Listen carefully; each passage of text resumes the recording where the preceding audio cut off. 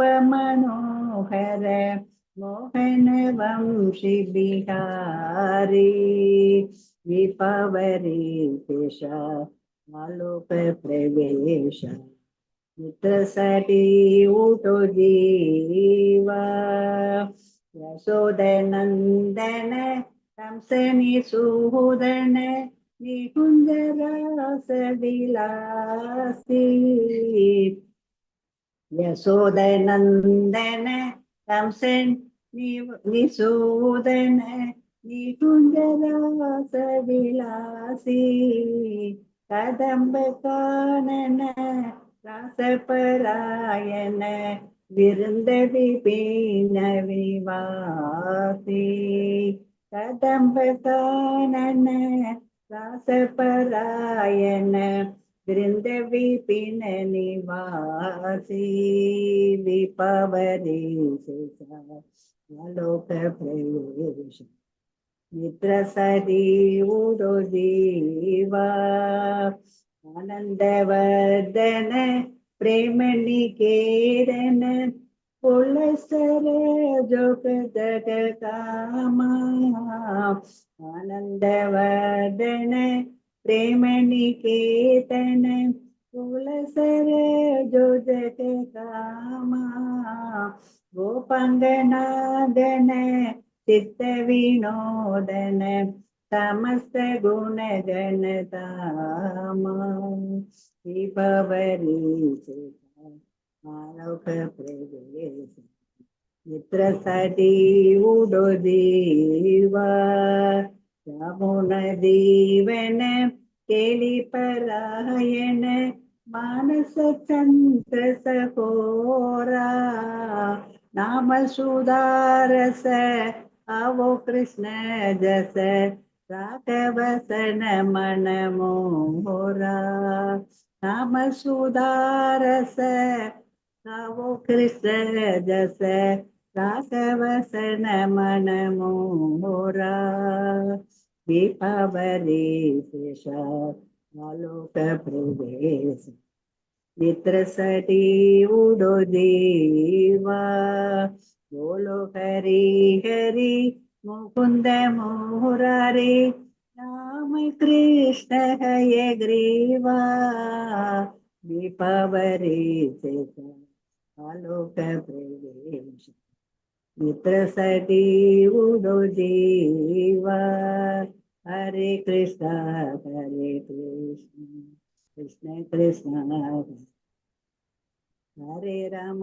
हरे राम राम राम हरे हरे हरे कृष्ण कृष्ण कृष्ण हरे हरे हरे राम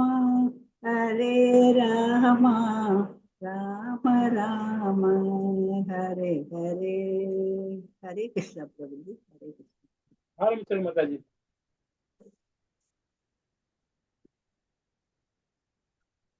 हरे कृष्ण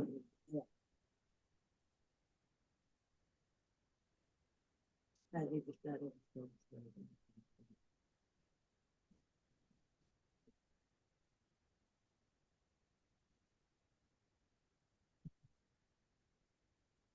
हरे कृष्ण प्रभु जी हरे कृष्ण माता जी ओम नमो भगवते वासुदेवाय ओम नमो भगवते वासुदेवाय ओम नमो भगवते वासुदेवाय ओम ज्ञानतिमिरान्धस्य ज्ञानाञ्जनशलाकया चक्षुरुन्मीलितं येन तस्मै श्रीगुरवे नमः श्रीचैतन्यमनोभीष्टं स्थापितं येन भूतले स्वयं रूप कदा मह्यं ददाति स्वपदान्तिकं वन्देहं श्रीगुरो श्री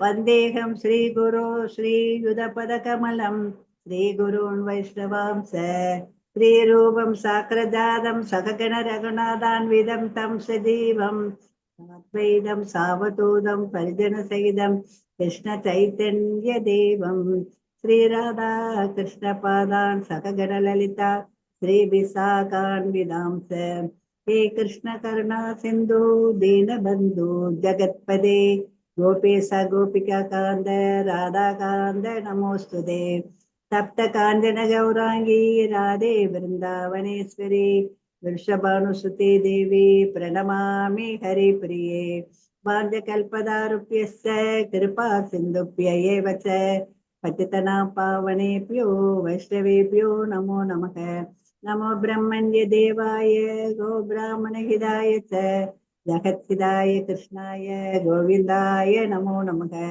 नमो महावदन्याय कृष्णप्रेमप्रदायते कृष्णाय कृष्णचैतन्य नामिने गौरद्वेष नमः गुरवे गौरचन्द्राय राधिकायै तदालये कृष्णाय कृष्णभक्ताय तद्भक्ताय नमो नमः नमो विष्णुपदाय कृष्णप्रस्थाय भूतले श्रीमदे भक्तिवेदान्त स्वामिन् नामिने नमस्ते सरस्वती देवे गौरवाणी प्रचारिणे निर्विशेष शून्यवादी पाश्चात्य देशतारिणीं पंचतत्वात्मकं कृष्णं भक्तरूप स्वरूपकं भक्तावतारं भक्ताख्यं नमामि भक्तशक्तिकं जय श्री कृष्ण चैतन्य प्रभु नित्यानंद श्री अद्वैत गदाधर श्रीवासादि गौर भक्त वृंद हरे कृष्ण कृष्ण कृष्ण हरे हरे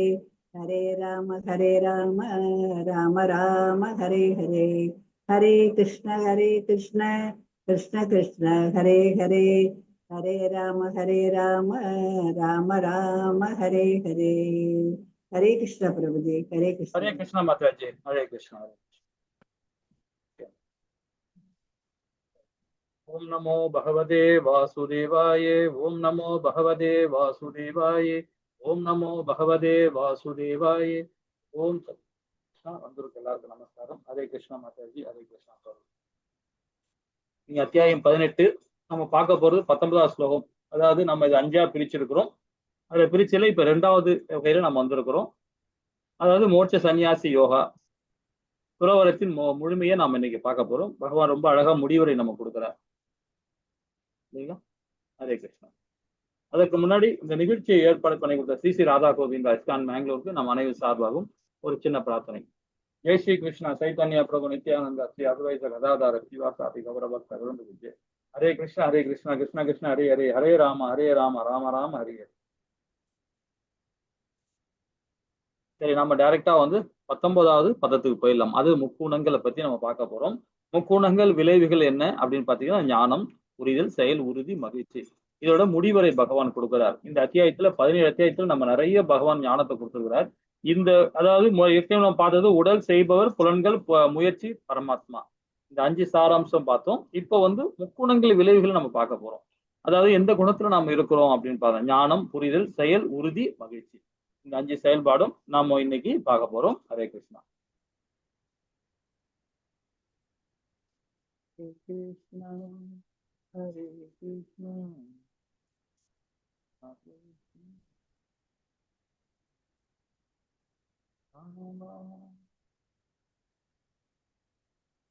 ராம ராம ஹரே ஹரே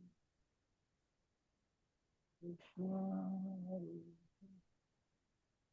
ஹரே கிருஷ்ணா மாதாஜி. புக்கு இருந்தா புக்கு எடுத்து படிங்க. ஏன்னா ரொம்ப சின்னதா இருக்கும், பார்த்து படிக்கலாம். 19, 20, 21, 22 இப்போ இந்த 3 ஸ்லோகமும் பாருங்க. 19வது ஸ்லோகத்துல என்ன சொல்லப்படுது அப்படின்னு முதல்ல ஸ்லோகம் படிச்சிடலாம், அதுக்கப்புறம் விளக்கமா பார்க்கலாம். ஹரே கிருஷ்ணா மாதாஜி. 19, 20, 21, 22 யாராவது படிக்கிற என்ற படிக்கலாம். மாதாஜி புக்கை எடுத்து வச்சுக்கோங்க, ஏன்னா இது ரொம்ப சின்ன எழுத்தா இருக்கும். சரிங்க. ஹரே கிருஷ்ணா பிரபு. ஹரே கிருஷ்ணா மாதாஜி. ஹரே கிருஷ்ணா மாதாஜி. பதம் 19.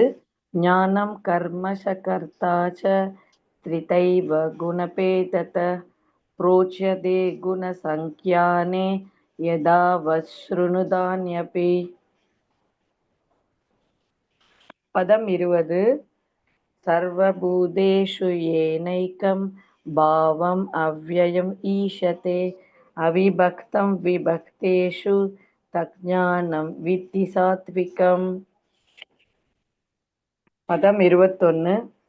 ப்ருதக்த்வேன पृथक्त्वेन तु यज्ञानं नानाभावान् पृथक्विदान् वेत्ति सर्वेषु भूतेषु तज्ज्ञानं विद्धि राजसम्.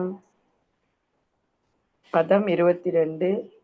यत्तु कृत्स्नवत् एकस्मिन् कार्यो सक्तम् अहैतुकम् अतद्वार्तवत् अल्पं च तत्तामसम् उदाहृतम्. हरे कृष्ण प्रभु. हरे कृष्ण ஹரே माताजी. கிருஷ்ணா மாதாஜி. ஹரே கிருஷ்ணா. இப்போ இந்த 20ல இருந்து 22 வரைக்கும் என்ன சொல்லப்படுதுன்னு பாத்தீங்கன்னா ஞானத்தை பத்தி சொல்லப்படுறாரு. 19 என்ன சொல்றாரு பாருங்க. ஜட இயற்கையின் 3 வேறுபட்ட குணங்கள் ஏற்ப. ஜட இயற்கைன்னு சொல்லும் போது பாத்தீங்கன்னா நம்மளுடைய உடல் சார்ந்த செயல் இல்லைங்களா? இந்த 24 மூலக்கூறுகளோட செய்யற செயல் அது ஜட செயல். அந்த ஜட செயலுக்கு மட்டும் இல்லாம இந்த குணங்களுக்கு ஏத்த மாதிரி இந்த அறிவு எப்படி செயல்படுது, அறிவு, செயல், செய்பவன், இந்த 3 வகையிலையும் இப்ப நம்ம பார்க்க இந்த அறிவை பத்தி சொல்றாரு. இந்த 20ல இருந்து 22வது பதம் வரைக்கும் ஆகிய 3 வகையில் உள்ளனர். தற்போது அவற்றில் என்னிடமிருந்து கேட்பாயாக அப்படின்றார். சரி, இப்ப நம்ம அறிவை பத்தி பார்ப்போம். 20வது பதத்துல என்ன சொல்றாரு பாத்தீங்கன்னா, உயிர்வாழிகள் எண்ணற்ற உருவமாக பிரிக்கப்பட்டிருந்தாலும் அவர்களை பிரிக்கப்படாத ஆன்மீக இயற்கையாக எந்த அறிவின் மூலம் ஒருவன் காண்கின்றானோ அந்த அறிவு சத்துவ குணத்தில் இருக்கும் அறிவாகும் அப்படின்னு சொல்லப்படுது.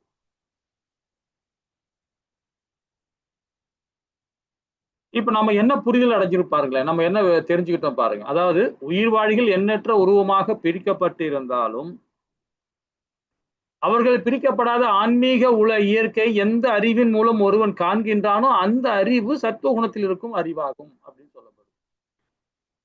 இப்போ நீங்க என்ன புரிஞ்சுக்கிட்டேன்னு புரிஞ்சுங்க, அது ஒரு பக்கம் இருக்கட்டும். இதுக்கு முன்னாடி ஸ்ரீமத் பகவத்கீதை படிக்கிறதுக்கு முன்னாடி என்ன மாதிரி இருந்தீங்க? இந்த குணத்துக்கு தகுந்த மாதிரி இருந்தீங்களா? அது ஒரு பக்கம். அந்த மாதிரி இருந்தீங்கன்னா கண்டிப்பா மார்க் 2 போட்டுங்க. 3 சாரி, ஹரே கிருஷ்ணா, தவறா சொல்லிட்டேன். 3 மார்க் நீங்க போட்டுக்கலாம். இது சத்துவ குணம். இந்த குணம் சத்துவ குணம். இதுல என்ன சொல்லப்பட்டிருக்கு அப்படின்னு பாத்தீங்கன்னா, சொல்லுங்க மாதாஜி. சொல்லிருங்க, அப்பதான் புரிஞ்சுக்கணும். என்ன மாதாஜி? இல்ல 20க்கு நீங்க விளக்கமா சொல்லிருங்க பிரபு, அப்ப புரிஞ்சுக்கிறோம். ஓகே எப்படி சார் பிரபுஜி, பிரபுஜி ஆக்சுவலா நம்ம மத்தவங்களை பார்க்கச்ச அவங்க உருவத்தை பார்க்காம உள்ள இருக்க சோல்ல பார்க்கணும். அப்படி சோலை பார்க்கச்ச எல்லாம் ஒரே சோல் தான், எல்லாம் பரமாத்மா கையில இருந்தா நம்ம வெளியே வந்த சோல். அதை விட்டு நம்ம அவங்கள உருவமா பார்க்கச்சதான் நமக்கு வேற்றுமை வரும், பௌதீக வேறுபாடுகள் தெரியும். அப்படி யார் ஒருத்தர் எல்லாத்தையும் சோலா பார்த்து அவங்க ஷூல நின்னு அவங்களுடைய ப்ராப்ளத்தை பாக்குறாங்கோ அவங்கதான் சத்துவ குணம். ஹரே கிருஷ்ணா பிரபுஜி. ஹரிபோல் ஹரிபோல். ஹரே கிருஷ்ணா மாதாஜி. நல்லா புரிஞ்சுக்கிட்டீங்க. சோ இது பாத்தீங்கன்னா சத்துவ குணம். சத்துவ குணம் என்ன சொல்லுங்க பிரபு. யார சொல்ல வந்தீங்க? சொல்லுங்க பிரபு. உயிர்வாளிகள்னா இது மனிதன் மட்டும் உயிர்வாளி இல்ல. சவுண்டா பேசுங்க மாதாஜி, கேட்க மாட்டேங்குது. இல்ல பிரபுஜி பேச வந்தாரு. இது மனிதர்கள் மட்டும் கிடையாது, வேற இது தேவர்கள், மிருகங்கள், எறும்பு, எல்லா பறவைகள் எல்லாமே உயிர்வாளிகள் தான் இல்லையா? வெவ்வேறு உருவங்களாக பிரிக்கப்பட்டிருக்கு. ஆனா எல்லாவற்றிலும் இருக்கக்கூடிய இது ஆத்மாதான் அப்படிங்கிறத யார் ஒருத்தர் புரிஞ்சுக்கிறாங்களோ அவன் தான் சத்துவ குணத்துல இருக்கான் அப்படிங்கிறது. அப்ப எல்லா உயிர்வாழியும் ஒண்ணு நினைக்கிறவங்க கண்டிப்பா அப்ப சத்துவ குணம் இல்லைங்களா? ஹரே கிருஷ்ணா. ரசோ குணத்தோட செயல்பாடு பாருங்க. எந்த அறிவின் மூலம் வெவ்வேறு உடல்களில் வெவ்வேறு விதமான உயிர்வாழ்கள் இருப்பதாக ஒருவன் காண்கின்றானோ அந்த அறிவு ரசோகுணத்தில் இருப்பதாக புரிந்து கொள்ளப்பட வேண்டும். இப்ப இதுலதான் வேற்றுமை பார்ப்பாங்க. என்ன வேற்றுமைன்னு பாத்தீங்கன்னா, மனிதருக்குள்ளே ஒரு வேற்றுமை, இவன் தாழ்ந்த ஜாதி, இவன் உயர்ந்த ஜாதி, இவன் பணக்காரன், இவன் ஏழை, இவன் அறிவாளி, இவன் முட்டாளு அப்படின்னு சொல்லிட்டு இந்த வேற்றுமை பாக்குறாங்க பாத்தீங்களா? இது எல்லாமே ரசோகுணம். அப்ப ரசோகுணத்துல இருக்கிறவங்க வந்து பாத்தீங்கன்னா அவங்களோட செயல்பாடு எப்படி இருக்குன்னு உங்களுக்கே தெரியும் இல்லைங்களா? ஆட்டோமேட்டிக்கா வந்துடும். அந்த குணம் வந்துடுச்சுனாவே, அந்த ரசோகுணம் வந்துட்டாவே ஆட்டோமேட்டிக்கா என்ன ஆகும் பாருங்களா?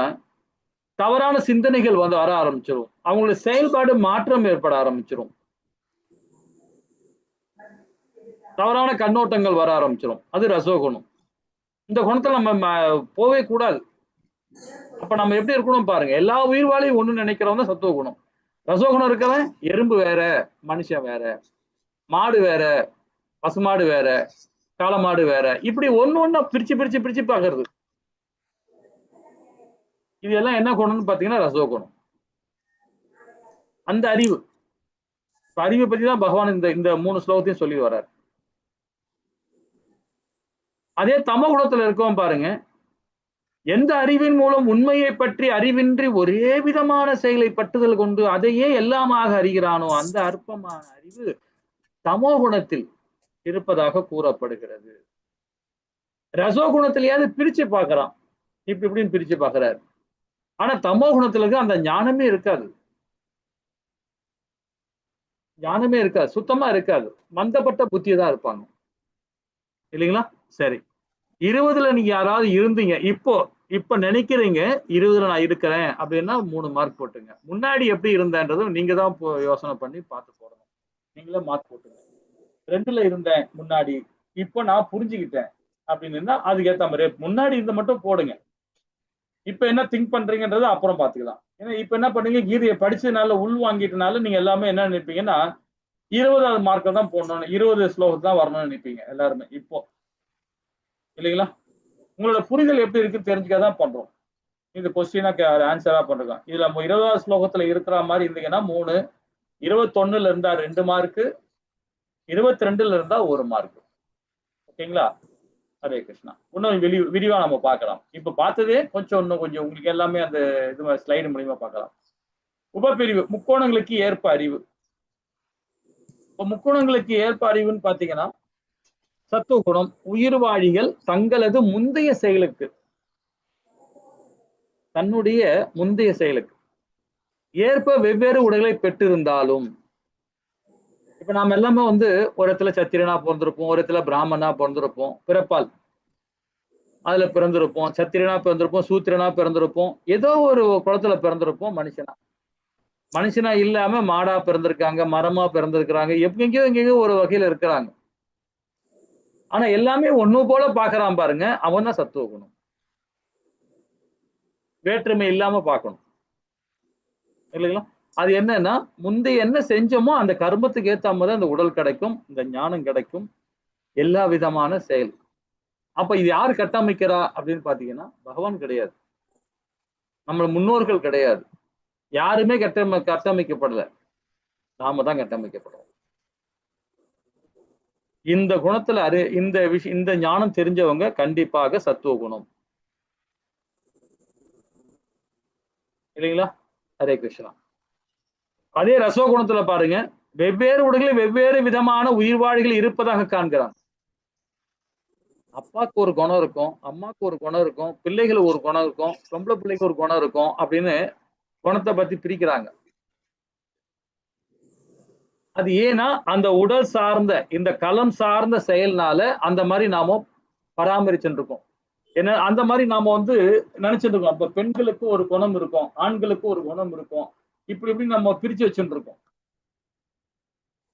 உடலால நம்ம பிரிச்சு வச்சுட்டு இருக்கோம். ஆனா ஆத்ம ரூபத்துல பாக்குறோம் வந்து அத மாதிரி பார்க்க மாட்டோம். ஆத்ம ரூபத்துல அது பெண்ணா இருந்தாலும் ஆணா இருந்தாலும் சரி, ஆத்மா ஒண்ணுதான். அதை காண்கிறவன் தான் சுத்த சத்துவம். அதை காண்கிறவன் தான் சுத்த சத்துவமா இருப்பான். ஆனா ரசகுணத்துல இருக்கிறவன் கரப்பாம்பூச்சியம் பார்த்தாலும் எறும்பை பார்த்தாலும் அது ஒரு செயல்பாடு, செயல்பாடு அப்படிதான் சொல்லிப்பான். அது உடலால மட்டும்தான் பார்ப்பாரு, உள்ள இருக்கிற ஆத்மாவால பார்க்கறது கிடையாது. அது ஆத்மான்றது தனியாவே கிடையாது அப்படின்னு அந்த ஆங்கிள் அவங்க திங்க் பண்ணுவாங்க. அந்த ஞானம் தான் அவங்களுக்கு இருக்கும் இல்லைங்களா? தமோ குணத்துல பாத்தீங்கன்னா வேறு விதமான செயலில் பற்று கொண்டுள்ள உண்மை பற்றிய அறிவின்றி அற்பமான இருப்பாங்க. எதை பத்தி அந்த ஞானமே இருக்காது, அவங்களுக்கு சுத்தமா ஞானமே இருக்காது. இது மாதிரி சத்துவ ரசோகுண திங்க் பண்றாங்க இல்லையா, அது அவங்க அதை கூட திங்க் பண்ண மாட்டாங்க இல்லைங்களா. ஹரே கிருஷ்ணா. சரி, இப்ப நாம அறிவை பத்தி பார்த்தோம். இப்ப அடுத்தது பாப்போமா. இது என்ன பார்க்கப்படுதுன்னா, முக்குணங்களுக்கு ஏற்ப கர்மா, நம்முடைய செயல், அதை பார்க்க போறோம். 23, 24, 25 மாதாஜி. ஹரே கிருஷ்ணா. ஹரே கிருஷ்ண பிரபு. பதம் 23. நியதம் சங்கரஹிதம் அராகத்வேஷத கிருதம் அஃபல பிரேப்சுனா கர்ம யத்தத் சாத்வீகம் உச்யதே. பதம் 24. யத்து காமேப்சுனா கர்ம சாஹங்காரேன வா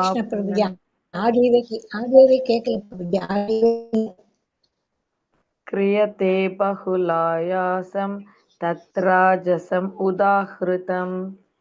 பதம் 23. அனுபந்தம் க்ஷயம் ஹிம்சாம் அனபேஷ்ய ச பௌருஷம் மோகாத் ஆரப்யதே கர்ம யத்தத் தாமசம் உச்யதே. ஹரே கிருஷ்ண பிரபு. அழகா படிச்சீங்க. இப்ப 23, 24, 25 இது என்ன சொல்லப்படுது? நம்முடைய கர்மா, நம்முடைய செயல். பொருள் இயற்கை முறைகளின் அடிப்படையில் 3 வகையான செயல்கள். முதல்ல என்ன பார்த்தோம்? ஞானம் பார்த்தோம், நம்முடைய அறிவை பார்த்தோம். இப்ப நம்முடைய செயல், நம்ம என்ன மாதிரி செயல்பட்டிருக்கோம், இந்த 3 குணத்தை எப்படி செயல்பட்டிருப்பாங்க அப்படின்னு பொதுவா பார்க்கலாம். இது எந்தத்துல இருக்கு நீங்க தான் புரிஞ்சுக்கணும். 23ல என்ன சொல்லப்பட்டிருக்காருங்க அப்படின்னு பாத்தீங்கன்னா, எந்த ஒரு செயல் ஒழுங்குபடுத்தப்பட்டு பற்றின்றி வெறுப்பின்றி பலனை எதிர்பார்க்காமல் செய்யப்படுகிறதோ அது சத்துவகுணத்தில் செயல் எனப்படுகிறது. இப்ப நான் இப்படிதான் இருக்க போறேன், ஏன்னா கீதையை நான் படிச்சுட்டேன், உள் வாங்கிட்டேன், நான் சனாத தர்மத்தை நான் ஃபாலோ பண்ண போறேன் அப்படின்னா இந்த இந்த கேட்டகரியில வந்துருவீங்க. ஆனா இதுக்கு முன்னாடி அப்படி இருந்தீங்களா, அது நீங்க தான் கணிக்க முடியும் இல்லைங்களா. அப்படி இருந்தீங்கன்னா, இந்த குணத்தை நான் இருந்தேன் முன்னாடி அப்படின்னா நீங்க 3 போட்டுக்கலாம். 24 பாருங்க. ஆனால் எந்த ஒரு செயல் ஆசைகளை திருப்தி செய்வதற்காக பெருமுயற்சியுடன் அகங்காரத்துடன் செயல்படுகிறதோ அந்த செயல் ரசோகுணத்தின் செயல் என்று அறிய கூறப்படுகிறது. என்ன சொல்றாரு பாருங்க, இந்த இந்த குணத்தோட செயல்பாடு பெருமுயற்சியுடன் அகங்காரத்துடன், பெருமுயற்சியுடன் அகங்காரத்தின் செய்யப்படுற செயல் எதிர்பார்த்து செயல்படுறது. ரசோகுணம் அப்படித்தானே, எல்லாமே எதிர்பார்த்தான் செய்யப்படுவாங்க. பொய் அகங்காரத்தோட செயல்படுவாங்க. இந்த குணம் வந்து பாத்தீங்கன்னா 24. 25 பாருங்க. எந்த ஒரு செயல் எதிர்கால பந்தத்தையும் மற்றவர்களுக்கு இழைக்கப்படும் துன்பத்தையும் கருத்தில் கொள்ளாமல் சாஸ்திர விதிகளை புறக்கணித்து மயக்கத்தில் செய்யப்படுகிறதோ அந்த செயல் தமோ குணத்தில் செயலாக கூறப்படுகிறது. இந்த செயல் இல்லைங்களா. இது முக்கோணங்கள் கர்மத்துக்கு ஏற்ற செயல்பாடு. இது பாத்தீங்கன்னா இப்ப சத்துவ குணத்தில் உள்ள செயல்பாடு என்னப்படுது? ஒழுங்குபடுத்தப்பட்டு நம்முடைய செயலை நாம என்ன பண்ணுவோம்? சரி பண்ணுவோம். சத்துவ குணத்தில் உள்ள செயல்பாடு என்ன பண்ணுவாங்கன்னா சரி பண்ணுவாங்க. நம்ம இன்னைக்கு காலையில இருந்து என்ன பண்ண போறோம், காலையில இருந்து இரவு வரைக்கும் நம்ம என்ன போறோம்னு ஒரு பிளான் பண்ணுவாங்க. பிளான் பண்ணி அதை கரெக்டா ஒழுங்குபடுத்துவாங்க. 1 நாளைக்கு பண்ணுவாங்க, 2 நாளைக்கு பண்ணுவாங்க, 3 நாளைக்கு பண்ணுவாங்க, 1 வாரம் வரைக்கும் அது மாதிரி பண்ணுவாங்க. அதுக்கப்புறம் பாத்தீங்கன்னா அந்த ரொட்டேட் அப்படியே வந்துடும்.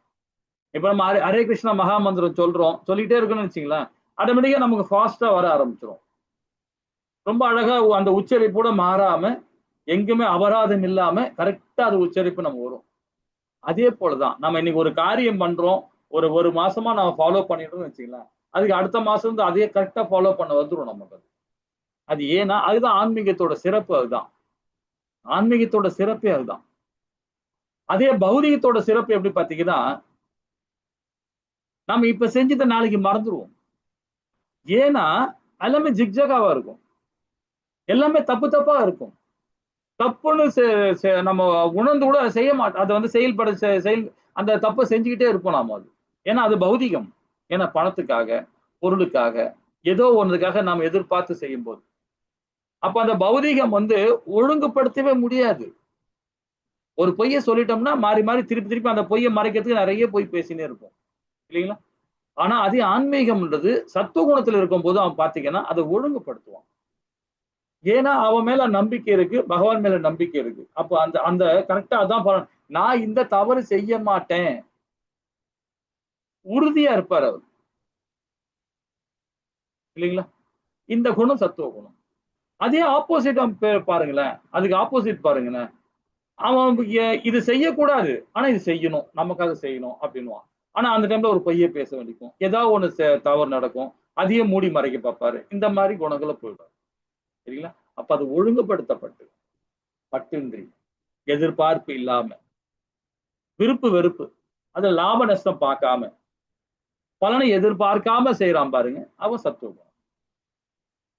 அதே ரசோகுணத்துல பெரும் முயற்சி எடுப்பாரு, பணம் சம்பாரிச்சாகணும். ஏன்னா இப்ப வந்து அவர் நினைக்கிறது என்ன, அவரோட குறிக்கோள் என்னன்னா பணம், பொருள், ஏதோ ஒண்ணு, உறவு, உயிர் மேல ஆசை, பொருள் மேல ஆசை, ஏதோ ஒரு ஆசை அவருக்கு வந்துருச்சு.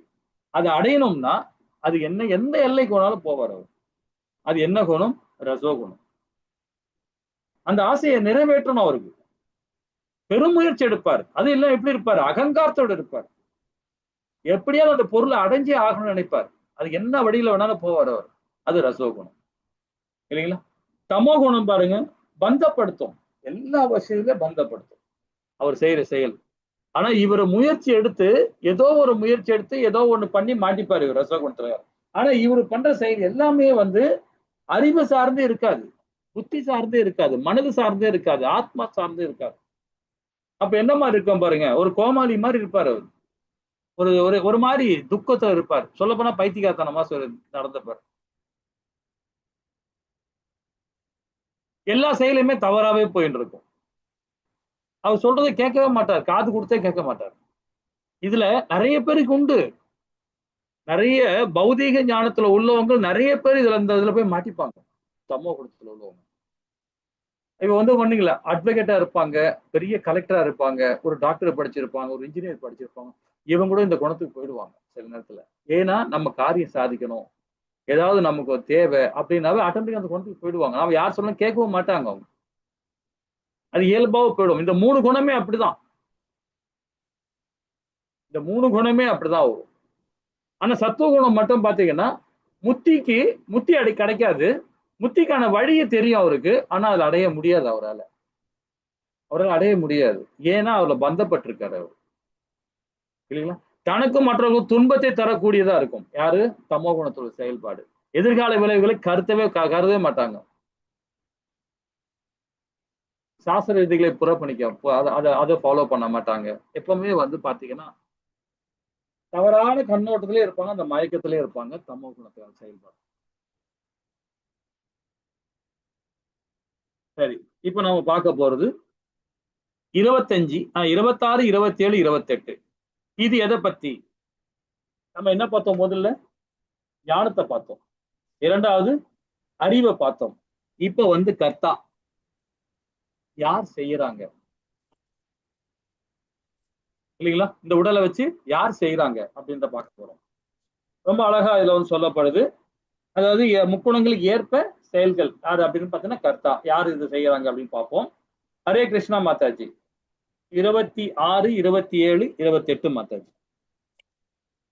ஹரே கிருஷ்ணா பிரபு. பதம் 26. முக்த சங்கோ நஹங்வாதி திருத்யுத்சாஹசமன்வித சித்ய சித்யோர் நிர்விகார கர்த்தா சாத்விக உச்யதே. பதம் 27. ராகி கர்ம ஃபல பிரேப்சுர் லுப்தோ ஹிம்சாத்மகோ ஷுசி ஹர்ஷசோகான்வித கர்த்தா ராஜச பரிகீர்த்தித. பதம் 28. அயுக்த பிராகிருதஸ்தப்த ஷடோ நைஷ்கிருதிகோலச விஷாதி தீர்க்கசூத்ரி ச கர்த்தா தாமச உச்யதே. ஹரே கிருஷ்ண பிரபு. ஹரே கிருஷ்ணா மாதாஜி. இந்த இடத்துல பாருங்க, ரொம்ப அழகா 26ல என்ன சொல்றாரு பாருங்க. அதாவது இதுல என்ன சொல்லப்படுது? தொழிலாளர்கள் சொல்லலாம், கர்த்தா இப்ப செய்பவன் நம்ம பார்த்தோம், நம்ம கர்மா கர்மா நம்மளுடைய கர்மா பார்த்தோம், செயல் பார்த்தோம். அதுக்கு முன்னாடி அறிவை பார்த்தோம். இந்த செயலுக்கான கர்த்தா யாரு அப்படின்னு பாத்தீங்கன்னா 26ல என்ன சொன்ன, எவன் ஒருவன் இயற்கை குணங்களுக்கு தொடர்பின்றி அகங்காரமின்றி உற்சாகம் மற்றும் மன உறுதியுடன் வெற்றி தோல்விகளை பொருட்படுத்தாது தனது கடமையை செய்கிறானோ அத்தகைய செயலாளி சத்துவகுணத்தில் இருப்பதாக கூறப்படுகிறது. இல்லைங்களா? இந்தபடி இயற்கை குணங்கள் தொடர்பின்றி இல்ல, இந்த விஞ்ஞானம் நல்லா புரிஞ்சுக்கணும். பாத்தீங்களா, இப்ப சொல்லப்பட்டது இந்த முக்குணங்களை சார்ந்துதான் சொல்றாரு பகவான். இந்த முக்குணங்கள் 26 சத்துவ குணம், 27 ரசோ குணம், 28 தமோ குணம். ஆனா சத்துவ குணத்துல வந்து சொல்லும் போது பாருங்க என்ன சொல்றாரு பாருங்க, எவன் ஒருவன் இயற்கை குணங்களின் தொடர்பின்றி, ஆனா அவன் இருக்கிறது எங்க இருக்கிறான்? சத்துவத்தில் தான் இருக்கிறார். ஆனா அவர் என்ன சொல்றாரு பகவான், அதாவது குணங்களுக்கு தொடர்பின்றி, அந்த குணத்துல இருந்து தொடர்பு இல்லாம அவருடைய செயல்பாடு இருக்குன்றார். அப்புறம் ஏன் அவர் சத்துவ குணத்துல இருக்கணும்? அவரு அங்க ஒரு கோடிட்டு காட்டுறாரு பாருங்க. குணங்களின் தொடர்பின்றி அகங்காரமின்றி உற்சாகம் மன உறுதியுடன் வெற்றி தோல்விகளை பொருள்படுத்தாது. அங்க சொல்றாரு பாருங்க, உற்சாகம், சந்தோஷம் இருந்தாவே பந்தப்படுவோம் இல்லைங்களா? அந்த விஞ்ஞானம் புரிஞ்சுக்கணும் நம்ம. ஆனா அவர் அந்த குணத்துல இல்லாம இருக்கிறதான் செயல்படுறாரு. ஆனாலும் பாருங்க அந்த குணத்துல ஆட்டோமேட்டிக்கா பூச்சி இழுத்துக்கும். இப்ப நம்ம கிராமத்துல சொல்லுவோம் பாரு, ஒருத்தன் மேல போனாவே இன்னொருத்தன் கீழே பூச்சி இழுப்பான்பா, ஒருத்தன் மேல போகக்கூடாது அப்படின்னு. அதேதான். ஏன்னா அது நம்ம உள்வாங்கி அதே மாதிரி இருக்கிறோம். சத்துவ குணத்துல இருக்குன்னா எப்பவுமே உற்சாகமா ஹாப்பியா இருப்பாங்க, சந்தோஷமா இருப்பாங்க. ஏன்னா அவங்க வந்து பாத்தீங்கன்னா எதிர்பார்ப்பு இருக்க மாட்டாங்க. அவங்க கிட்ட எதிர்பார்ப்பு இருக்காது.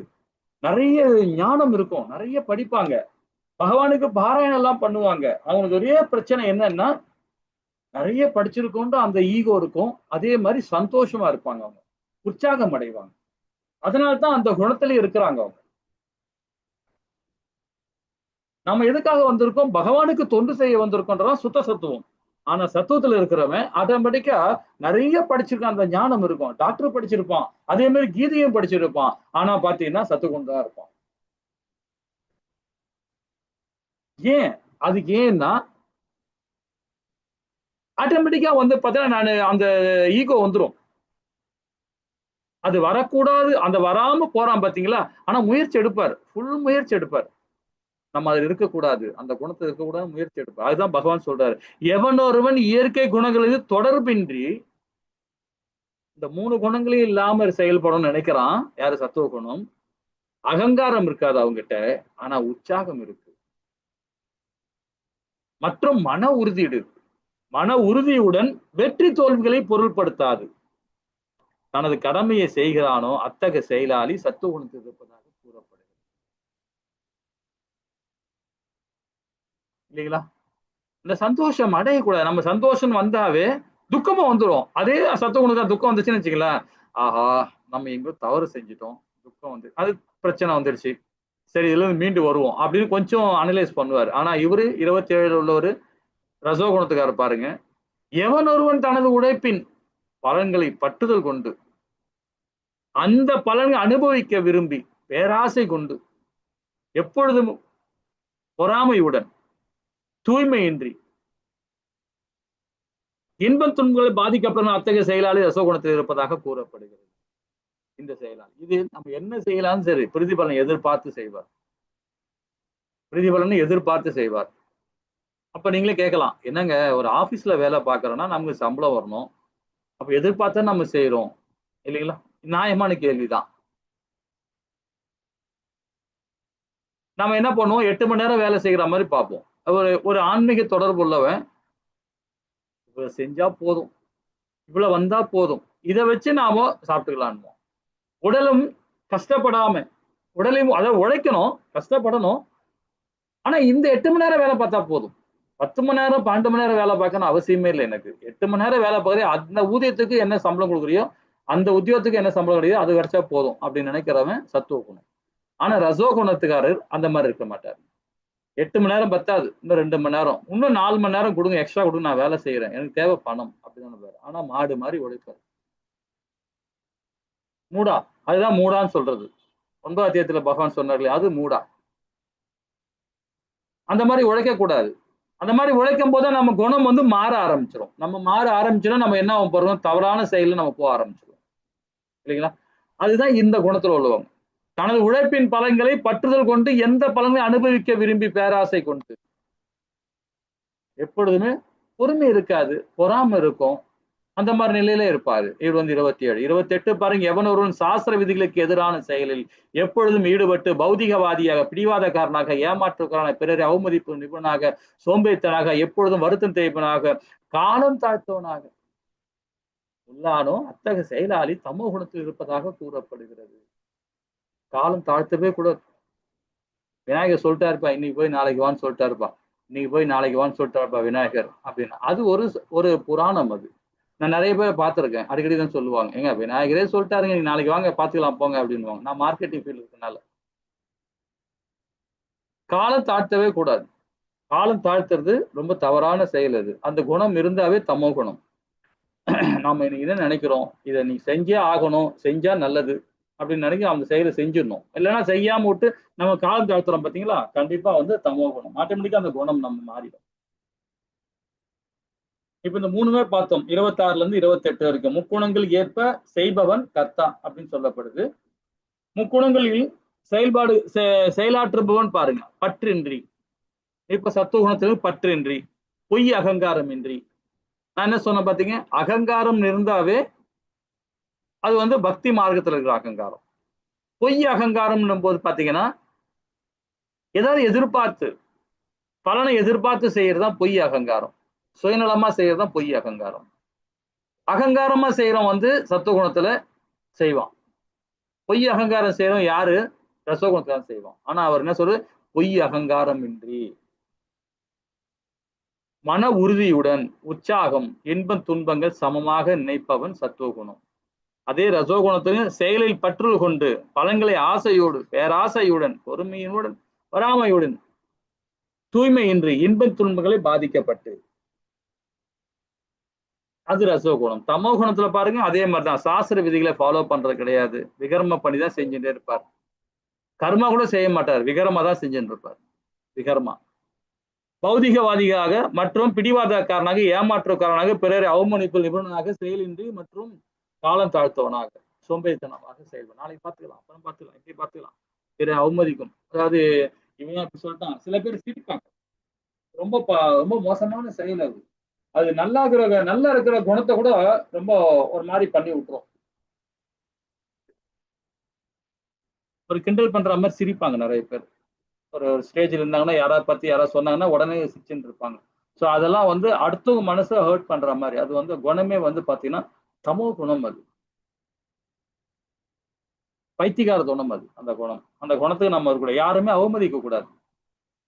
அந்த அவமதிக்கணும்னா அதுவும் சண்டால குணம், அது பாவகரமான குணம். அது இல்லைங்களா. ஏமாற்றவே கூடாது, யாரையுமே ஏமாற்றக்கூடாது, உண்மையை சொல்லிடணும். இந்த மாதிரி அந்த மாதிரி குணம் வந்த நம்ம சாதாரணமா பாத்தீங்கன்னா நம்ம பிள்ளைகளுக்கு கூட சாப்பாடு ஊட்டும் போது பாத்தீங்கன்னா ஏமாத்தக்கூடாதுன்னு சொல்லுவாங்க. ஆனா நம்ம வீட்டு பிள்ளைகளை பாருங்க, செல்போனை கையில கொடுத்துருவோம், இல்லை எதையாவது காமிச்சு சாப்பாடு ஊட்டணும். பூச்சாண்டி வரன்னு சொல்லி வாயில சாப்பாடு ஊட்டிடுவாங்க, ஏதாவது பொய் சொல்லி சாப்பாடு ஊட்டிடுவாங்க. அது மாதிரி சொல்லவே கூடாது. வேதம் என்ன சொல்ல தெரியுங்களா, பகவானுடைய லீலை இருக்கு, ஏகப்பட்ட லீலை இருக்கு. அந்த குழந்தைக்கு சொல்லி பாருங்களேன், அட்டகாசமா வாயை பொழந்துன்னு சாப்பிடும். வாயை சாப்பிட இஷ்டப்படும். பகவானுடைய நாமத்தை சொல்லி பகவானுடைய லீலை சொன்னாவே போதும், அதுங்களுக்கு ரொம்ப உற்சாகம் இருக்கு. ஏன்னா எல்லாமே குழந்தைகள் வந்து ஒரு குறிப்பிட்ட வயசு வரைக்கும் பகவான் கிட்ட பேசிட்டு இருக்குமா. ஏன்னா தன்னோட தாய் வயிற்றுல இருக்கும் போதே பகவான்கிட்ட பேசிட்டு இருக்கும். ஏன்னா அது அவ்வளவு சிரமப்படுமா அந்த ஆத்மா உள்ள இருந்து. ஒரு உபநிஷம் ரொம்ப அழகா சொல்லியிருக்காங்க. அது உள்ள பாத்தீங்கன்னா அந்த குழந்தை அது சாப்பிட்ட கழிவே அதுக்குள்ளவே இருக்கும். பனிக்குடம் சொல்றாங்க இல்லையா, அந்த நீருக்குள்ளே அது கடக்க முடியாது. அவ்வளோ நரக வேதனை அனுபவிக்கும் அந்த குழந்தை வயிற்றுக்குள்ள, தாய் வயிற்றுக்குள்ள இருக்கும். பகவான் வந்து டைரக்டா அதுக்குள்ள பலன் அது பேசிட்டு இருப்பாங்க. அந்த மாதிரி பகவானுக்கு அவங்க தொடர்பு இருக்கும்.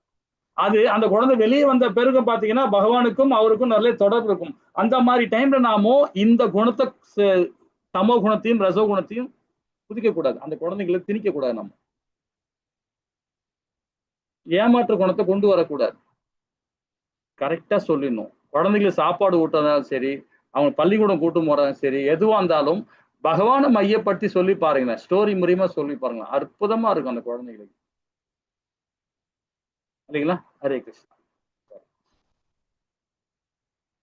நான் மிகவும் மகிழ்ச்சியாகவோ மிகவும் அதாவது சோகமாகவோ அவன் என்றால் அது நல்ல அறிகுறி அல்ல. சத்துவகுணம் அசைக்க முடியாதது. ஏன்னா சத்துவகுணத்துல என்ன பண்றான் பாத்தீங்கன்னா, உற்சாகம் அடைகிறான், மன உறுதியுடன் இருக்கிறாரு, ஆனா உற்சாகம் அடைகிறார்.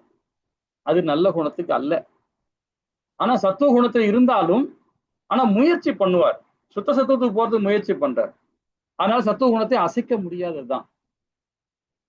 ஆனா மீண்டு வந்துருவார், 100% மீண்டு வருவார் அவர் சத்துவ குணத்துல இருக்கணும். அதுதான் பகவான் என்ன சொல்றாரு பாத்தீங்கன்னா, குறைஞ்சபட்சம் சத்துவ குணத்திலே நீ செயல்படுன்ற, ரசோத்து போவாத, தமோ போகாத, தத்துவத்திலே செயல்பாடு இருந்தீங்கன்னா கண்டிப்பா உன்னால இறக்கும் தருவாயிலே என் நாமத்தை சொல்லிடுவேன்ற. என் நாமத்தை கண்டிப்பா நீ சொல்லுவ சத்துவ குணத்துல இருந்தா. ரசகுணத்தை சொல்ல முடியாது, தமோ குணத்தில் சொல்ல முடியாது. அங்க யாராவது ஒருத்தர் உனக்கு பகவத்கீதையை படிச்சு நோய்வாய்ப்பட்டு படமும் அப்படியே பத்து கிடப்போம், பகவான் நினைச்சுக்கினே பார்க்காம என் புள்ள நல்லா இருக்கானா, அவன் நல்ல வசதியா இருக்கானா, அவன் வந்து என் தண்ணி ஊத்துவானா, என்ன இது பண்ணுவானா, காப்பாத்துவானா, ஹாஸ்பிட்டல் பில்லு கட்டுவானா, எனக்கு கரண்ட் பில்லு கட்டுவானா, இப்படியே திங்க் பண்ணிட்டே இருப்பாங்க. அந்த நேரத்துல ஏதாவது ஒரு ஆத்மா வந்து பகவத்கீதை புக்கை படிக்கும் போது அந்த ஞானத்தை கொடுக்கும்போது அந்த ஆத்மா இன்னும் புனிதம் அடையும். நோய்வாய்ப்பட்டு இருக்கிறவங்க, கடைசி காலகட்டத்துல நாள் தள்ளுறவங்க கண்டிப்பா நீங்க கீதையை கொண்டு போய் ஒரு நாளைக்கு ஒரு ஸ்லோகம் சொல்லுங்க, சொல்லி பாருங்க. ஆத்மா பிரியதான், உடலை விட்டு பிரியதான் செய்யும், வேற வழி கிடையாது, பிரிஞ்சுதான் ஆகணும். உயிரை யாரும் பிடிச்சு வைக்க முடியாது. ஆனா அந்த ஆத்மா புனிதம் அடையும். அது நம்ம செயலால இருக்கணும், இல்லைங்களா? குறைஞ்சபட்சம் பகவத்கீதை படிக்க முடியலனாலும் பரவாயில்ல, ஹரே கிருஷ்ணா மகாமந்திரம் சொல்லுங்க, அந்த ஆத்மா அதை கேட்க கேட்க கேட்க புனிதம் அடையும். துளசி இலை பக்கத்திலே வைங்க, அந்த மாதிரி ஆத்மாக்கு, உயிரை விடுற ஆத்மாக்கெல்லாம், உடலை விடுற ஆத்மாக்கெல்லாம் சுத்தி துளசி வைங்க, துளசி நீரை வச்சு கொடுத்துக்கிட்டே இருங்க, அப்படியே புனிதம் அடையும். ஹரே கிருஷ்ணா. நான் எனது வாழ்க்கையை மகிழ்ச்சியாகவும் வசதியாகவும் ஆக்கும் முயற்சியில் எனது அடுத்த பிறவிக்கு கூட நான் தயார் செய்து கொண்டிருக்கிறேன். சரிங்களா? நம்ம எல்லாம் எதுக்காக பகவத்கீதை படிக்கிறோம்? அடுத்த உடல் நாம இப்போ கட்டமைக்கிறோம். சில பேர் என்ன பண்ணுவாங்க, சத்துவ குணத்துல இருக்கவங்க அடுத்த பிறவியாவது எனக்கு முத்தி கிடைக்கணும் இல்லையா, அதனால குறைஞ்சபட்ச சத்துவ குணத்துல இருந்துட்டு போறேனே, இதுதான் கரெக்ட். ஏன்னா ஒரு ஒரு இடத்துல நான் படிக்கும்போது பாத்தீங்கன்னா, 3 பிறவி ஆனாலும் பரவாயில்ல, ஹரிநாமத்தை சொல்ற மாதிரி எனக்கு உடல் கிடைச்சா போதும். நான் இன்னைக்கு வந்து 50% நான் தப்பு பண்ணிட்டேன், 50% புண்ணியம் பண்ணியிருக்கிறேன், சரி ஓகே, அடுத்த பிரிவிலையாவது 50% புண்ணியத்தை இன்னும் 30% ஏத்திப்பேன், இல்ல 20% ஏத்திப்பேன். அந்த குறிக்கோளத்தை செய்வார் ஒருத்தர், கண்டிப்பா அந்த ஞானம் கிடைக்கும். ஏன்னா நம்ம உடல் தான் அழியுமே தவிர சூட்சம் உடல் அழியலையே, மனம் புத்தி அகங்காரம் அழியலையே, இல்லைங்களா? உடல் தான் அழிஞ்சு போச்சு. அப்ப உடலை கட்டமைக்க முடியும் இல்லையா, நாம கட்டமைக்க முடியும், பகவானால முடியும். பகவான் வந்து அதுக்கு நம்ம தொடர்பே இருக்காது, பகவான் தொடர்பு தேவையில்லை, அது தொடர்பு நமக்கு தேவையில்லை. உடலை நாம கட்டமைக்கணும். ஏன்னா பகவான் தான் அவரே சொல்றார், உன் செயலால உன் உடலை நீ பாதுகாத்துக்கோன்றார், உன் கூடவே நான் இருக்கிறேன் அப்படின்ற. வேதம் என்ன சொல்றதோ அதன் மாதிரி நம்ம சார்ந்து செயல்படணும். போய் கோவில்ல போய் உட்காந்துட்டு அவரை போய் நம்ம வேண்டவே கூடாது, அவருக்கு தொண்டு பண்ணணும், இல்லைங்களா? நம்மளால முடிஞ்சது ஏதாவது தொண்டு பண்ணணும் பகவானுக்கு. தற்காலிகமான சுகங்களை திசை திருப்பி விடக்கூடாது. தற்காலிகமான உடல்னா இந்த உடலும் தற்காலிகமானதுதான், இந்த பௌதிகமானது எல்லாமே தற்காலிகமானதுதான், அதன் மேல நம்ம மோகம் கொள்ளக்கூடாது, இல்லைங்களா? அப்ப பகவான் கிருஷ்ணனிடம் கவனம் செலுத்தணும், பகவான் மேல நம்ம ஃபுல் கவனம் செலுத்தணும். ஹரே கிருஷ்ணா. இப்ப 29வது பதம் என்ன சொல்றது பாப்போமா? ஹரே கிருஷ்ணா மாதாஜி. ஹரே கிருஷ்ணா பிரபு. பதம் 29. புத்தேர்பேதம் த்ரிதேஷ்சைவ குணதஸ்த்ரிவிதம் ஸ்ருணு ப்ரோச்யமானமசேஷேன ப்ருதக்த்வேன தனஞ்சய. ஹரே கிருஷ்ணா பிரபு. ஹரே கிருஷ்ணா மாதாஜி. செல்வத்தை வெல்பவனே ஜட இயற்கையின் குணங்களுக்கு ஏற்ப பலதரப்பட்ட புத்தியையும் உறுதியும் பற்றி விவரமாக நான் தற்பொழுது உனக்கு கூறுவதை கேட்பாயாக என்றார். ஏன்னா இந்த அத்தியாயம் ரொம்ப முடிவுரை கொடுக்குறாருல்ல பகவான். இப்போ நம்ம ஃபர்ஸ்ட் என்ன பார்த்தோம்னு பார்த்தீங்கன்னா, நல்லா நாவை பத்தி பாருங்க, அறிவை பார்த்தோம் இல்லைங்களா? நம்ம முதல்ல பார்த்தது அந்த நம்மளுடைய ஞானத்தை, அறிவை பத்தி பார்த்தோம். அதுக்கப்புறம் கர்மா பத்தி பார்த்தோம். அதுக்கப்புறம் யார் கர்த்தான்றது பார்த்தோம். இப்ப இந்த இடத்துல வந்து புத்தியை கொண்டு வரார், புத்தியோகத்தை கொண்டு வரார் பகவான். இந்த புத்தியோகத்துல 5 விதமான பிரிவு பிரிக்கிறார். முதல்ல 3 பிரிச்சு நம்ம பார்த்தோம், இப்ப 5 விதமான பிரிவு பார்க்க போறோம். அதுதான் சொல்றார், செல்வத்தை வெல்பவனே ஜட இயற்கையின் முக்குணங்களுக்கு ஏற்ப பலதரப்பட்ட பக்தி முக்தியையும் உறுதியையும் பற்றி விவரமாக நான் தற்போது உனக்கு கூறுவதை கேட்பாயாக அப்படின்றார். அப்போ 30 to 32 வரைக்கும் பார்த்தீங்கன்னா என்ன சொல்றார்? முக்குணங்களை பற்றி ஏற்ப இந்த நுண்ணு அறிவு புத்தியை பத்தி சொல்ல போறார். பாப்போமா? ஹரே கிருஷ்ணா மாதாஜி. 29 நம்ம படிச்சுட்டோம். 30, 31, 32 படிக்கலாம். ஹரே கிருஷ்ண பிரபு. பதம் 30. பிரவృத்திம்ச நிவృத்திம்ச கார்யே பயாபயே பந்தம் மோக்ஷம் ஷயா வேதி புத்தி சா பார்த்த சாத்விகி. பதம் 31. யயா தர்மமதர்மம் ச கார்யம் சாகார்யமேவ ச அயதாவத் பிரஜானாதி புத்தி சா பார்த்த ராஜசி. பதம் 32. அதர்மம் தர்மமிதியா மன்யதே தமசா வ்ருதா சர்வார்த்தான் விபரீதாம்ச்ச புத்தி சா பார்த்த தாமசி. ஹரே கிருஷ்ணா பிரபு. ஹரே கிருஷ்ணா. 30 என்ன சொல்றாரு பாருங்க, சத்துவகுணத்தோட செயல்பாடு. 31 ரசோகுணத்த செயல்பாடு. 32 வந்து தமோகுணத்தோட செயல்பாடு. 30 என்ன சொல்றாருன்னா, விட்டாவின் மகனே, மைந்தனே, செய்யத்தக்கது எது, செய்யத்தகாதது எது, பயப்படத்தக்கது எது, பயப்படத்தகாதது எது, பந்தப்படுத்துவது எது, விடுதலை செய்வது எது ஆகியவற்றை அறியக்கூடிய புத்தி சத்துவகுணத்தில் இருப்பதாக. நல்லா புரிஞ்சுங்க. சாஸ்திர சம்பிரதாயத்தை ஃபாலோ பண்ணிட்டு அதை கரெக்டா வந்து இது என்னுடைய தர்மம்னு சொல்லிட்டு செயல்படுறோம் வந்து பாத்தீங்கன்னா சுத்த சத்துவம். இது என்னுடைய கடமை, என்னுடைய தர்மம் நினைச்சு செயல்படுறோம் சுத்த சத்துவம். ஆனா சத்துவ குணத்துல இருக்கோம் பாத்தீங்கன்னா, நான் வேதம் படிச்சிருக்கிறேன், பாராயணம் பண்றேன், உபநேசம் பண்றேன், எல்லாமே செய்யணும்னுவான். ஆனா பாத்தீங்கன்னா எது செய்யணும் எது செய்யக்கூடாது அது தீர்மானம் பண்ணுவான். ஏன்னா இந்த குணத்தில் உள்ளவன். ஆனா அதே இந்த 3 குணம் இல்லாதவன் என்ன பண்ணுவான்னா எதை பத்தியும் கவலைப்பட மாட்டான். சாஸ்திரம் என்ன சொல்லுது,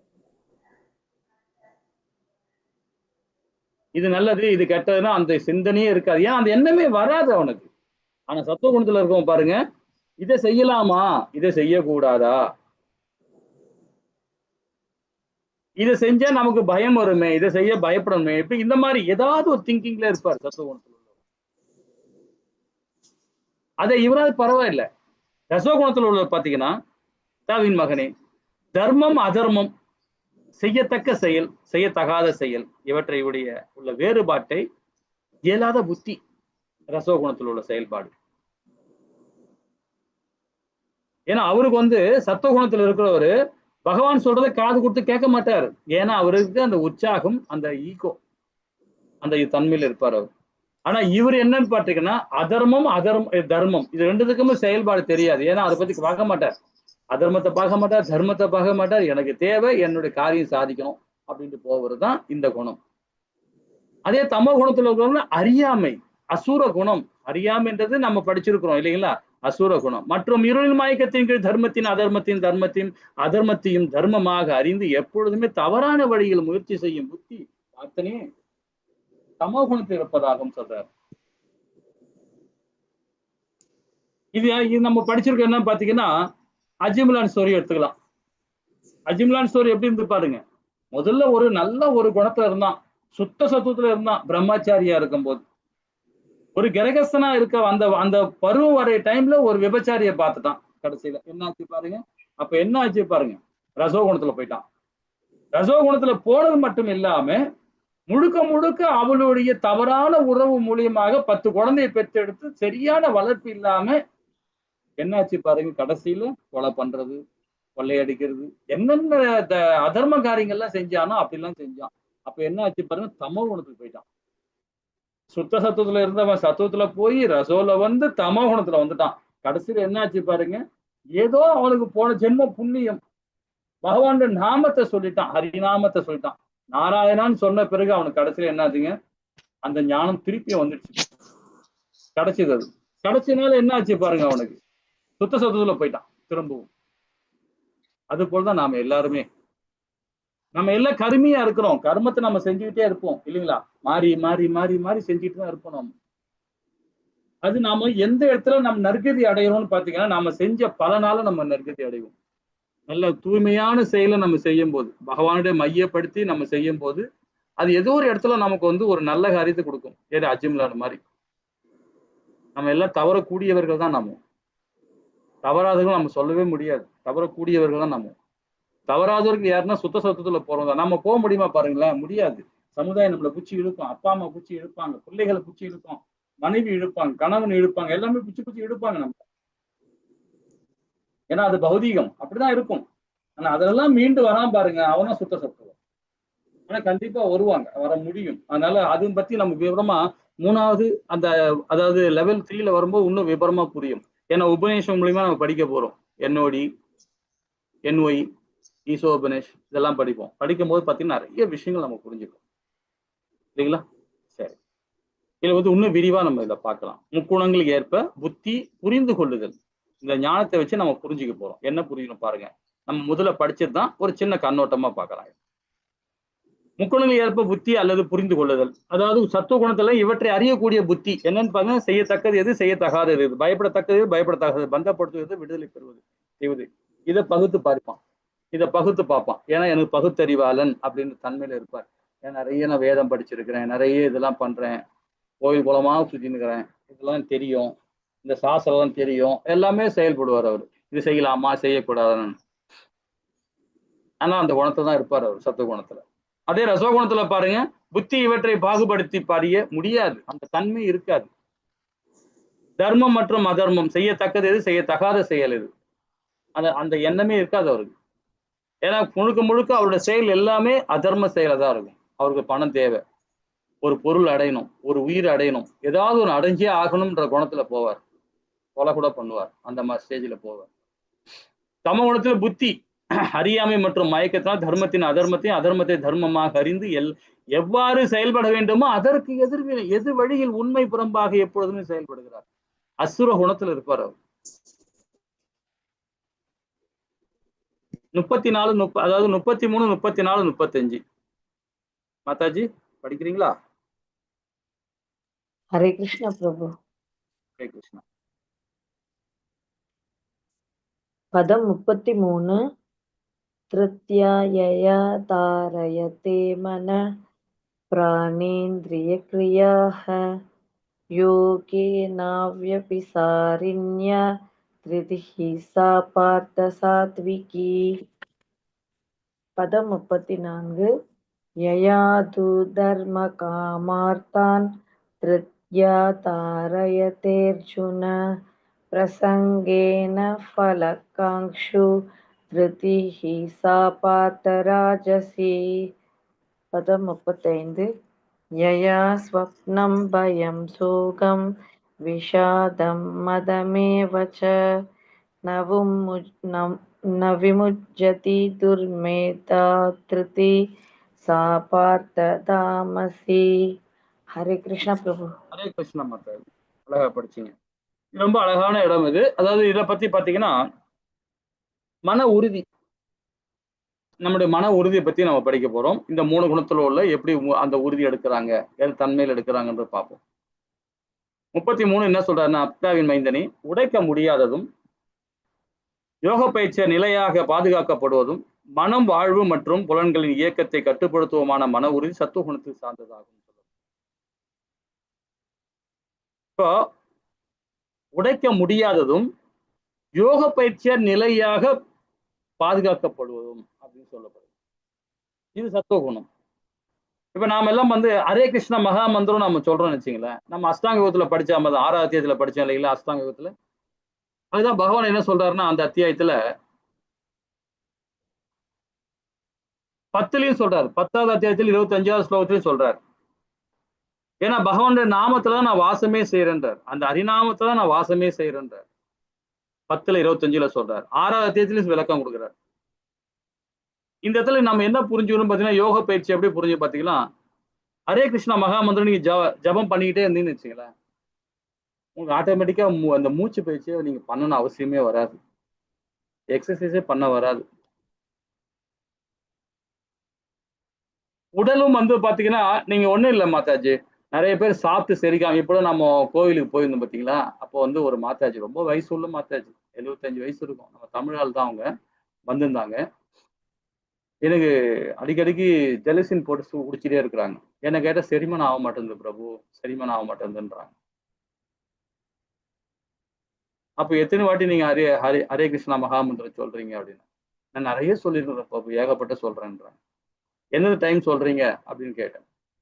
அவங்க காலையில கொஞ்ச நேரம் சொல்லுவாங்க போல இருக்கு, அதுக்கப்புறம் மதியம் சொல்றாங்க போல இருக்கு, நைட்டு சொல்றாங்க, இரவு அதாவது மாலை பொழுது முடிஞ்சுன்னு சொல்றாங்க. சாப்பிட்ட முன்னாடியே சாப்பிட்ட பிறகு அப்படின்னா, ஐயோ ஹரிநாமத்தை சொல்லிட்டு நான் சாப்பிடுவேன் அப்படின்னுவாங்க. ஹரிநாமத்தை சொல்லிட்டு தான் நான் சாப்பிடுவேன் அப்படின்னா, ஏங்க மாதாஜி அப்படின்னா, அதுல ஏதாவது முறைப்பாடு இருக்குன்னா, பகவான் நாமத்தை சொல்லித்தானே நம்ம சாப்பாடே சாப்பிடணும், பிரசாதம் எடுத்துக்கணும் அப்படின்னு. சரி மாதாஜி, நீங்க இப்ப ஜெலசின் போடுறீங்க இல்லையா, போறதை பத்தி இல்ல, அதை குடிக்கிறதுனால நிறைய உடல் ப்ராப்ளம் வரும் மாதாஜி. அது மெடிசன், அது கெமிக்கல், கம்ப்ளீட்டா கெமிக்கல். அது என்னைக்காவது ஒரு நாளைக்கு சாப்பிடலாம், கண்டினியூவா நீங்க சாப்பிடும் போது. இப்ப நிறைய ஸ்வீட் சாப்பிடுவோம், நிறைய காரம் சாப்பிடுவோம், ஒரு நாளைக்கு நல்லா தித்திப்பா இருக்கு நிறைய சாப்பிடுவோம், அப்போ வயிறு கொஞ்சம் உபதிக்கும், அப்போ நம்ம சாப்பிட்டுக்கலாம், ஒரு ஜெலிசன் ஒரு மிட்டாய் போட்டு சாப்பிட்டுக்கலாம். ஆனா அதே வழக்கமா நீங்க கொண்டு வந்தீங்கன்னா தப்பாயிடும் மாதாஜி. நீங்க ஹரே கிருஷ்ணா மகாமந்திரம் சொல்றீங்க இல்லையா, அதை முறைப்படுத்துங்க அப்படின்னு. எப்படி முறைப்படுத்தணும்னு சொன்னாரு. கேட்கும்போது அப்ப சொல்லி கொடுத்தேன். காலையில நீங்க பண்றீங்க இல்லையா, பண்ணுங்க.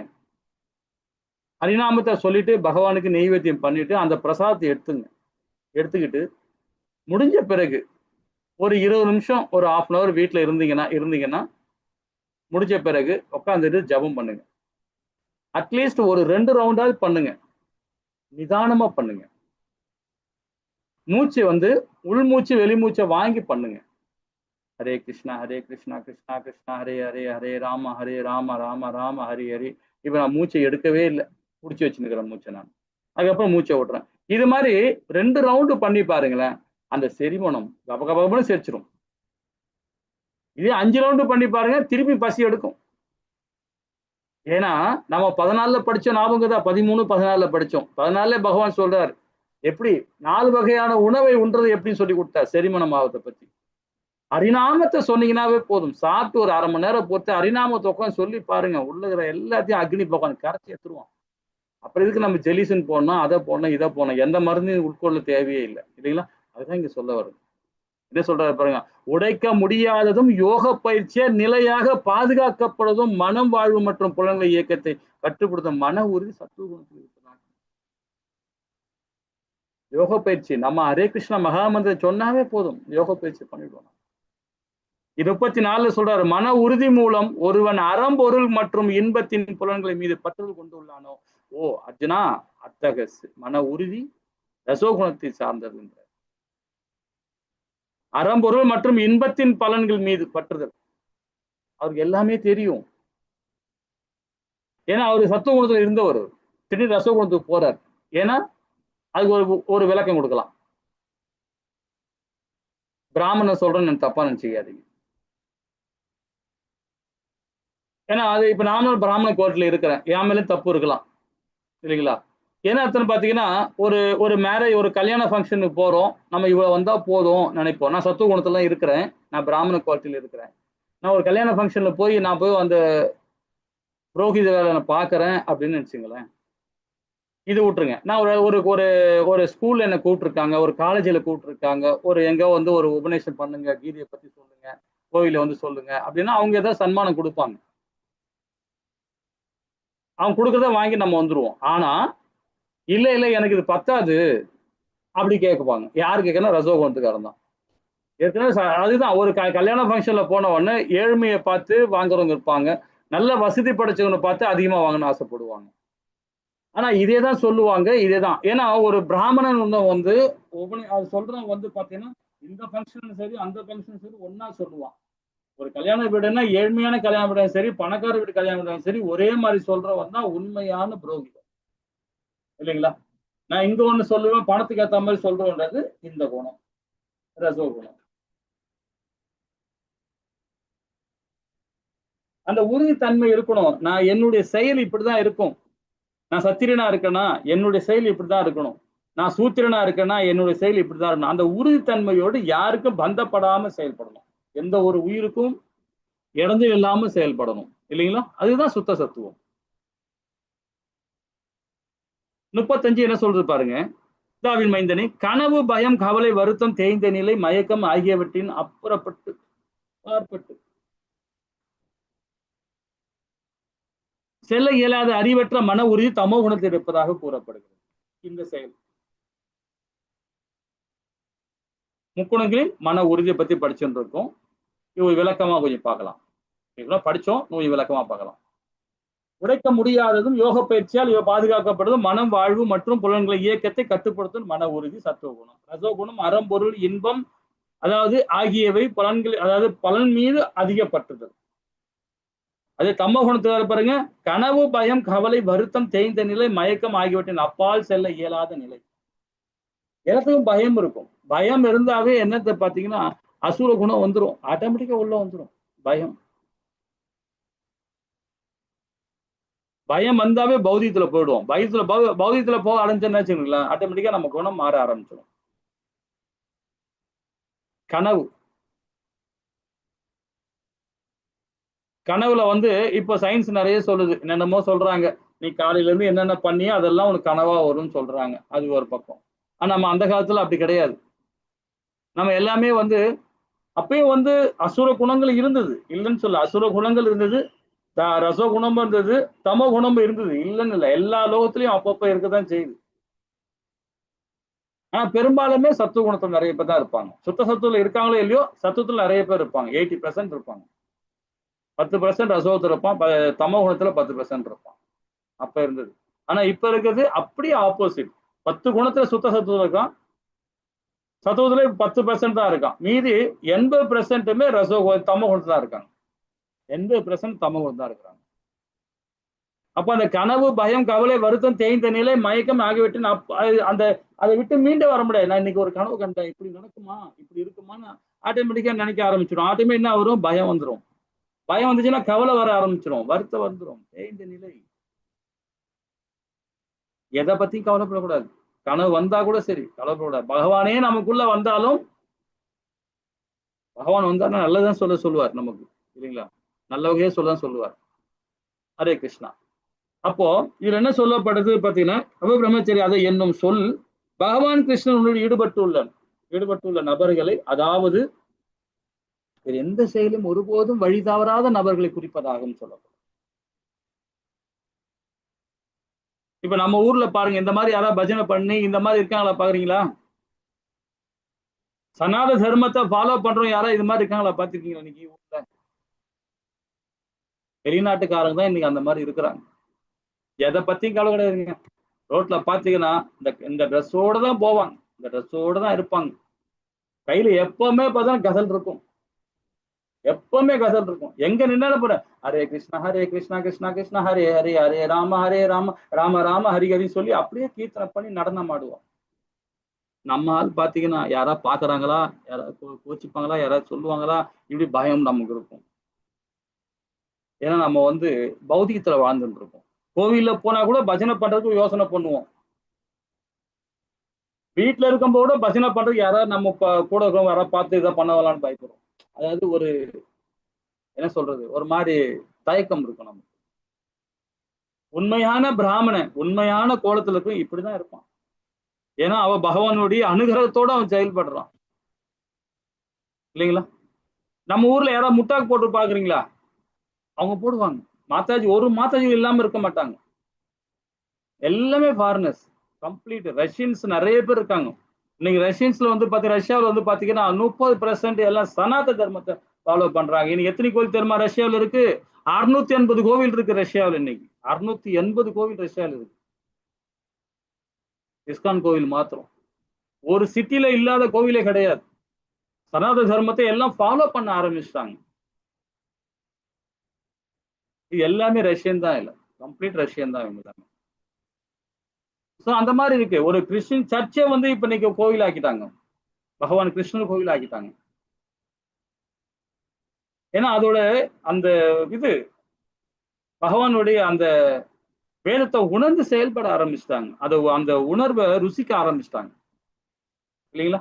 ஹரே கிருஷ்ணா. சரி, இதோட நம்ம கிளாஸ் நிறுத்திப்போம். நாளைக்கு 36, 37, 38, 39 இனி வர வர நம்ம 40க்கு மேல ரொம்ப ரொம்ப நல்லா இருக்கும்.